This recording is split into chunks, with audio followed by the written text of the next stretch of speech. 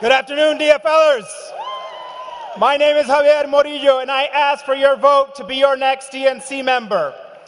You know, when people run for office, they usually try to hide the skeletons in their closet. But I want to tell you about a time that I got arrested.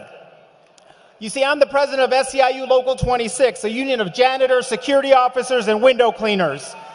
In 2006, our members were supporting the janitors of Houston, Texas, who were on strike fighting for their very first contract. We went down to Houston to help these immigrant janitors face down their bosses and the entire power structure of the city, and we brought downtown Houston to a halt. During an act of civil disobedience, I will never forget looking up the nostrils of a horse as a police officer looked down on us and said, "You are about to be trampled." And then he trampled us.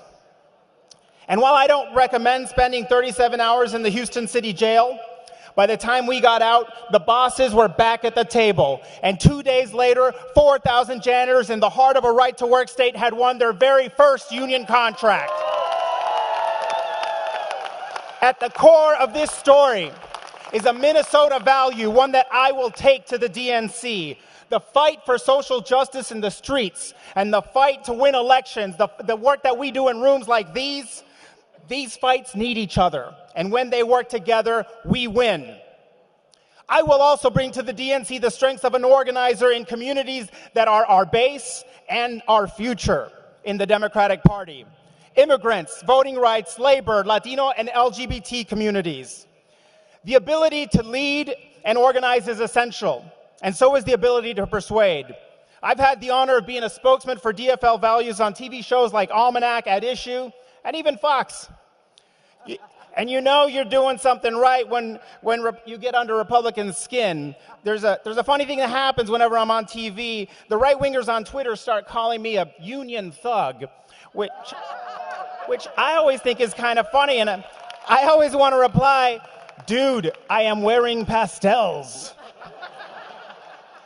But I think we can agree that our party can stand to have a little more fight in it.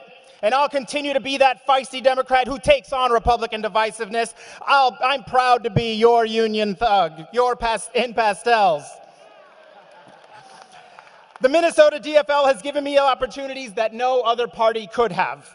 I moved to Minnesota in 2000 when I was a college teacher. 2 years later, when Senator Paul Wellstone courageously voted against the Iraq War, my partner and I got involved for the very first time and organized a small fundraiser for him. The day before the party, as we were shopping for supplies, we got the news of the plane crash. We were at a loss, but we grabbed some flowers and went to the campaign headquarters. We didn't know a soul there, but we felt like we belonged.